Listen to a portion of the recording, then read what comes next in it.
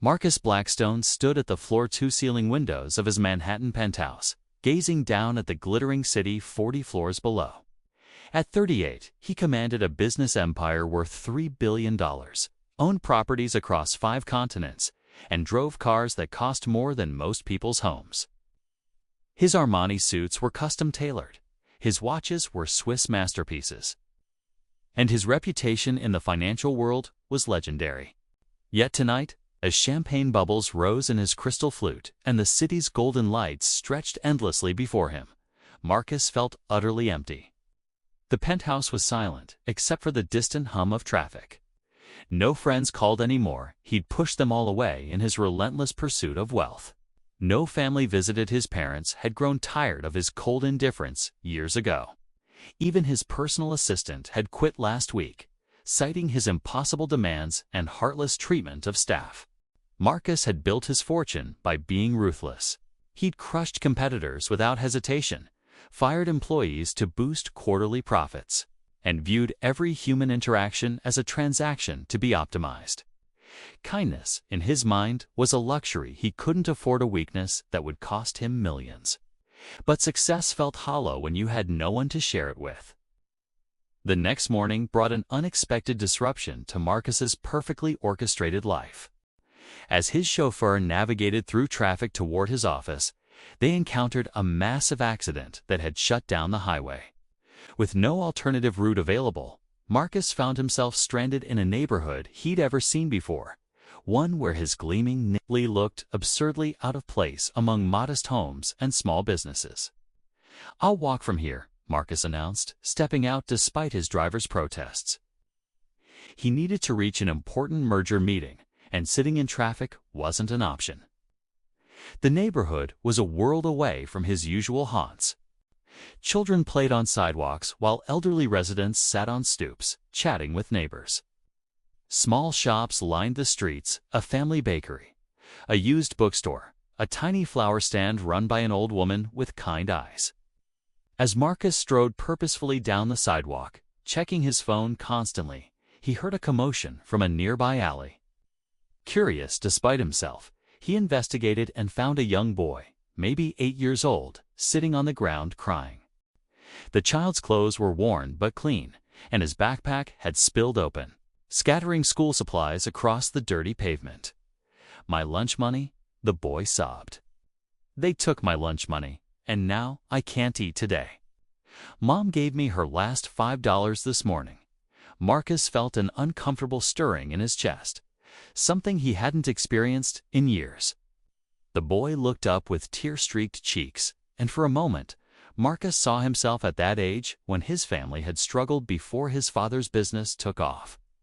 Without thinking, Marcus pulled out his wallet and handed the boy a $100 bill. The child's eyes widened in disbelief. Is this real?" the boy whispered. "It's real," Marcus replied, his voice gentler than it had been in months. "Buy yourself lunch and maybe something nice for your mother." The boy's face transformed with pure joy. He hugged Marcus's legs tightly before running toward the street, shouting, "Thank you, mister. Thank you so much." Marcus stood there, stunned.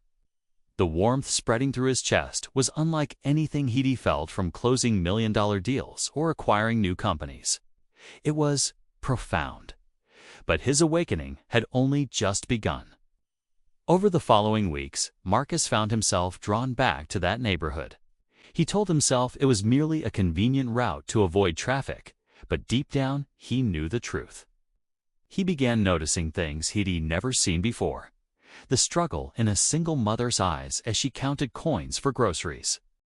The determination of an elderly man sweeping his shop with arthritic hands. The dreams shining in teenagers' faces, despite their worn clothing. One evening, Marcus witnessed Mrs. Chen, the flower stand owner, giving free bouquets to anyone who looked sad, even though she could barely afford rent. When he asked her why, she smiled and said, "Kindness costs nothing, but it's worth everything. When you give from the heart, the universe gives back tenfold." Her words haunted him.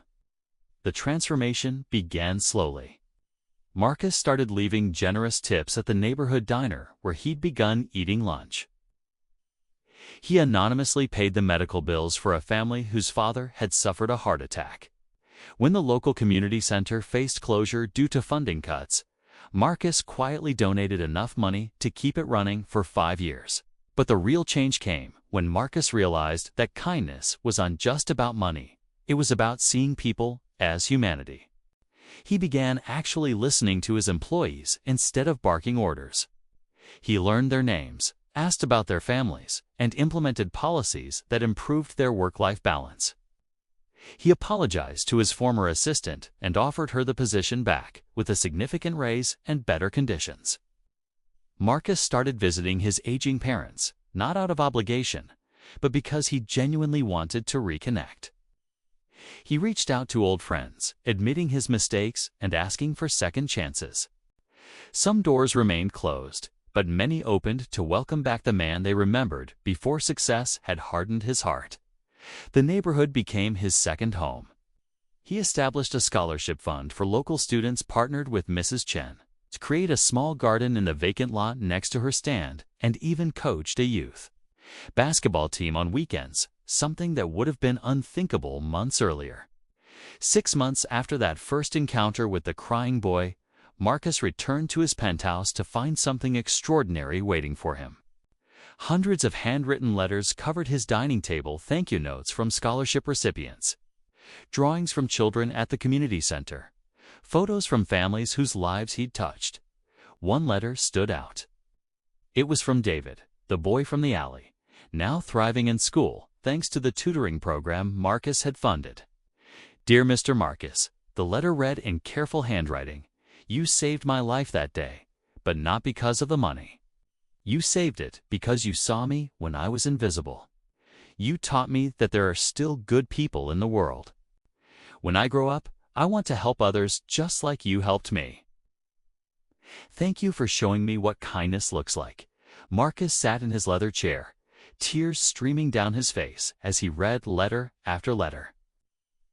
His penthouse was still luxurious, still magnificent, but now it was filled with something infinitely more valuable than any material possession. It was filled with love, gratitude, and the knowledge that his life had meaning beyond profit margins and acquisition deals. The irony wasn't lost on him. In his ruthless pursuit of wealth, he'd gained everything but lost himself. Only by rediscovering kindness had he found true richness, the kind that money could never buy. Marcus learned that evening what Mrs. Chen had tried to tell him. The universe indeed gives back tenfold. His businesses were thriving more than ever. But this time, they thrived because employees felt valued, because partners trusted him, because customers believed in his integrity. As he stood once again at his windows, looking down at the city lights, Marcus no longer felt empty. He felt purposeful. Every light below represented someone's hopes, dreams, struggles, and triumphs. And now, instead of seeing the city as a battlefield to conquer, he saw it as a community to serve.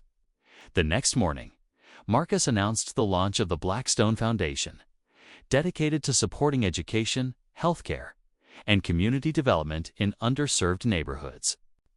But more importantly, he committed to something that could not be measured in dollars, living every day with the understanding that true wealth isn't what you accumulate, but what you give away. Marcus Blackstone had learned the most valuable lesson of all.